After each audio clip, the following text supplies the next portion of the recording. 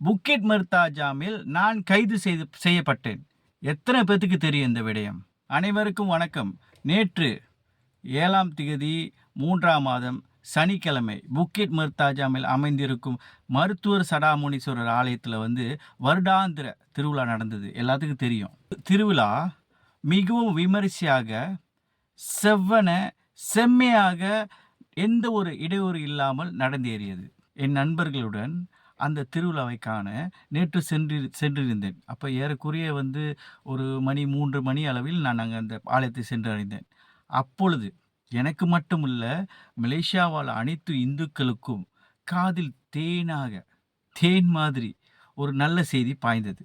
மலேசியாவால் அனைத்து இந்தியர்களும் மற்றும் தமிழர்களின் எண்ணங்களில் எப்பொழுதும் நிலைத்து நிற்கும் தோழர் ஜம்ரி வினோட்டுக்கு ஒரு நல்ல செய்தி நடந்தது. அது எல்லாருக்கும் தெரியும். அந்த சம்பவம் நடந்த பிறகு நான் அருகாமையில் இருக்கும் காவல் நிலையத்துக்கு நான் சென்றேன். ஏன்னா அங்கே ஜம்ரி வினோட் நின்று கொண்டு இருந்தார். எப்படி தான் நின்றுக்கிட்டு இருந்தார்? ஒத்த காலில் நின்றுட்டு சொல்லிக்கிட்டு இருந்தார், இந்த நிகழ்வு நடந்ததுக்கு காரணமானவர்களை கைது செய்ய வேண்டும் அப்படின்ட்டு ஒத்த காலில் நின்றுட்டு இருந்தார். அங்கே நான் பார்த்துட்டு மீண்டும் வந்துட்டேன். ஆலயத்துக்கு இரவு மணி ஏறக்குறைய 8 மணி வரைக்கும் நான் அந்த ஆலயத்தில் நின்றுட்டு நான் ஒரு முடிவு எடுத்தேன்.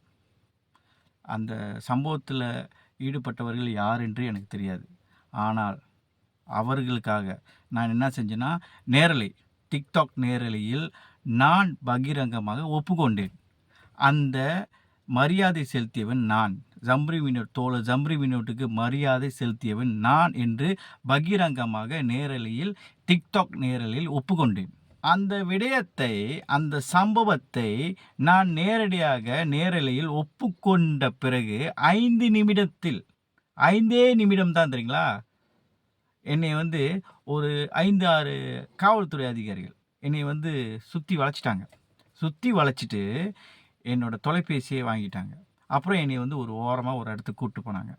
உயர் அதிகாரி என்ன சொன்னார்னா, நீ நீ தானே பேசுன அப்படின்னு. ஆமான்னு சொன்னேன். பகிரங்கமாக ஒப்புக்கொண்டாய். ஆமாம், நான் ஒப்புக்கொண்டேன். அதுக்கு பிறகு ஒருத்தர் சொன்னார், உனக்கு ஒரு 2 நாள் நீ இருந்துட்டு வா, ஏன்னா நீயே ஒப்புக்கொண்ட, அதனால் நீ 2 நாள் இருக்கணும் அப்படின்னு சொன்னாங்க. அப்போ என்னை கைது பண்ணுறதுக்கு தயாராகினாங்க. அப்புறம் என்னோட அடையாள அட்டை நானே கொடுத்தேன். அப்போ என்னை படம் எடுத்தாங்க. படம் எடுத்து யாருக்கும் அனுப்புனாங்க. நான் தயாராகிட்டேன். சரி, கைது செஞ்சுங்க அப்படின்னு தயாராகி விட்டேன். தயார் நிலையில் இருக்கும் பொழுது ஒரு அதிசயம் நடந்தது. மருத்துவர் முனீஸ்வரர் தான் என் பக்கம் நிற்கிறார் போல் அந்த நேரத்தில். அப்புறம் அந்த உயர் அதிகாரி சொன்னார், சரி பரவாயில்ல, நான் அடுத்த தடவை நீ இந்த மாதிரி செய்யாத அப்படின்னு என்னை விடுவித்தார்கள். இப்போ உங்களுக்கெல்லாம் ஒரு கேள்வி வரும், ஏன்டா முட்டாள்தனமாக நீ போய் ஒத்துக்கிற செய்யாத குற்றத்துக்கு அப்படின்னு கேள்வி வரும். எல்லாத்துக்கும் தோணும், இவன் என்னடா அவ்வளோ முட்டாள் மாதிரி வேலை செஞ்சுட்டான், செய்யாத தப்பை ஒத்துக்கிறானே, மற்றவர்களுக்காக ஒத்துக்கிறானே அப்படின்னு நீ முட்டாள் நீங்கள் சொல்லலாம், சிரிக்கலாம். நான் ஏன் தெரியுமா ஒப்புக்கொண்டேன்? நான் கைது செய்யணும் எதிர்பார்த்தேன். என்னை கைது செய்வார்கள் என்று எதிர்பார்த்தேன். ஏன்னா நான் கைது செய்யப்பட்டிருந்தால் நேற்று ஆனால் இன்றைக்கு காலையில் நீங்கள் பார்த்தீங்கன்னா, அந்த இனத்தை சார்ந்தவர்கள் அவர்களே அந்த காவல் நிலையத்தில் நின்று கத்தியிருப்பாங்க, குரல் கொடுத்துருப்பாங்க எனக்காக அவங்க வருவாங்கன்னு எனக்கு தெரியும். என்னை கைது செய்தால் அவர்கள் வருவாங்க. அந்த மாதிரி ஒரு தளத்தை ஏற்படுத்தியிருக்கேன் நான். ஏன்னா நான் அவங்களுக்கு நின்றுருக்கேன். ஆனால் இதுவே என் தம்பிமார்கள் கைது செய்யப்பட்டிருந்தால், ஆனால் அவர்கள் யாருன்னு எனக்கு தெரியாது, இருப்பினும் அவர்கள் எல்லாம் என் தம்பிங்க, அவர்கள் கைது செய்யப்பட்டிருந்தால் யார் வந்திருப்பான்ற ஒரு அச்சம் எனக்கு தோன்றியது. ஒரு பயம் வந்தது, யார் வரப்போகிறா அவங்களுக்காக? எனக்கு இவங்கெல்லாம் வருவாங்களே, இந்த இனத்தை சார்ந்தவர் வருவாங்களே, பெரும்பான்மை வருவார்கள் எனக்காக, இவர்களுக்கு யார் வருவா? அந்த பயம் இருந்தது. பாப்பா ராயுடு வருவார்னு நினைக்கிறீங்களா? கணபதி ராவ் வருவார்னு நினைக்கிறீங்களா?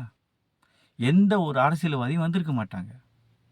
அதற்காகத்தான் நான் ஒப்புக்கொண்டேன், என் தம்பிகளுக்காக. யாரும் எனக்கு தெரியாது, ஆனால் அவர்கள் என் உறவு.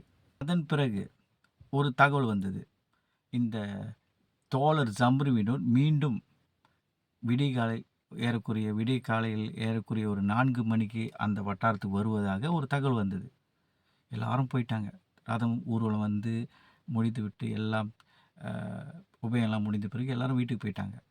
அங்கே 5 பேர், நான் மற்றும் 4 உறவுகள். ஒருத்தர் வந்து அந்த வட்டாரத்தில் இருந்தார், புக்கி முத்தாஜம்ல. அவர் பேர் கூட எனக்கு தெரியாது. மற்றொருவர் மந்தின், ஸ்ரம்பன் மந்தின்லேருந்து வந்தவர், ஒண்டி தனியாக வந்திருந்தார். அவர் பேர் கூட எனக்கு அவ்வளோ தெரியல. அப்புறம் ஒரு அண்ணன் செந்தூர்லேருந்து வந்திருந்தார், கோலாலம்பூர் செந்தூர்லேருந்து. அப்புறம் ஒரு அண்ணன் சுங்காய்சிப்பூர்லேருந்து. நாங்கள் 5 பேர் மட்டும்தான் ஒரு ஏறக்குறைய ஒரு 1 மணிக்கு 2 மணிக்கெல்லாம் எல்லாரும் போயிட்டாங்க. அந்த நடப்பாதையில் அந்த சடமுனீஸ்வரர் ஆலயத்துக்கு முன்பு யாருமே இல்லை. நாங்கள் 5 பேர் மட்டும்தான் நாங்கள் உட்கார்ந்துருந்தோம். எத்தனை மணி வரைக்கும் தெரியுமா இருந்தோம்? விடியற் காலை 6 மணி வரைக்கும் இருந்தோம் அங்கே.